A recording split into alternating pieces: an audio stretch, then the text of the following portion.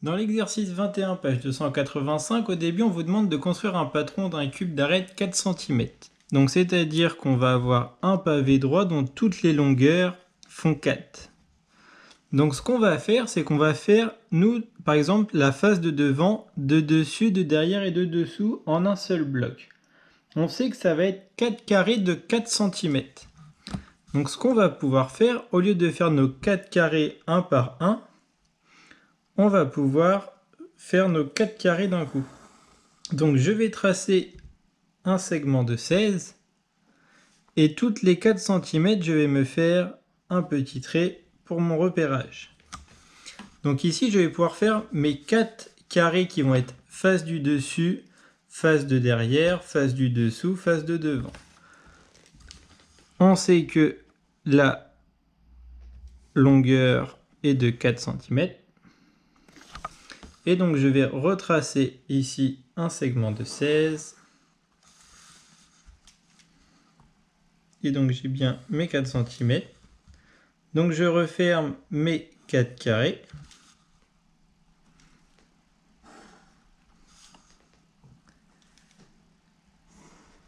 Et donc j'ai bien la face du dessus, de derrière, de dessous et de devant. Et donc il nous reste à faire les côtés. Et bien les côtés, on peut les faire où on veut. Donc ici on a 4 choix possibles, ici 4 choix possibles. Donc nous on va pas s'embêter, on va faire au plus simple. Donc de ce côté, je dois avoir un carré de 4 et de l'autre côté le même travail.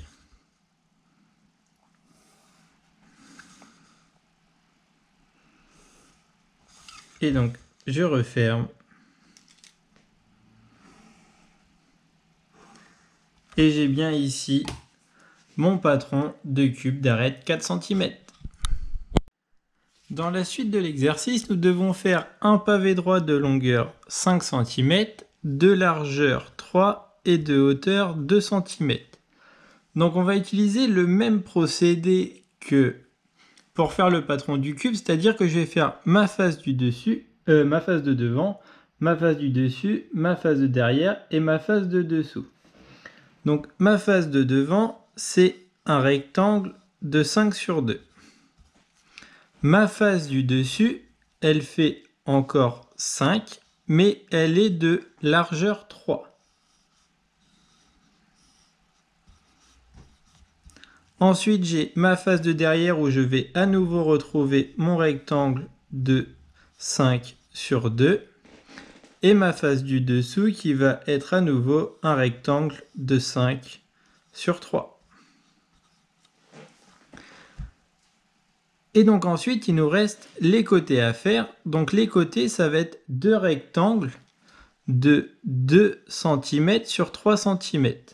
Donc si on les place ici, par exemple, on va avoir ici la longueur 2 et la longueur 2. Donc quand on va replier, eh bien on voit que cette longueur-là va être égale à celle-ci. Et pareil ici. Et donc par symétrie, pour ne pas s'embêter, on va ici aussi avoir notre longueur 2, et quand on va replier, les côtés vont bien correspondre.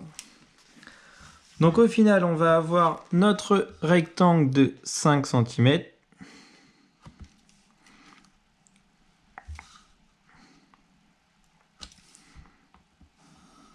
Donc 5 cm, et je vais descendre de 2 et 3, 5, 5 et 5, 10. Donc je vais descendre de 10 cm.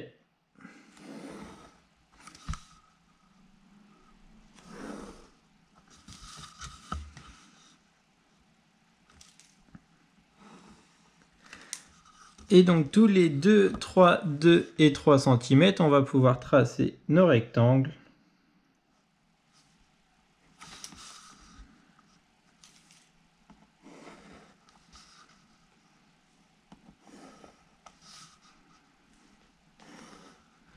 Donc ici, nous avons la face de devant, la face de dessus, la face de derrière et la face de dessous.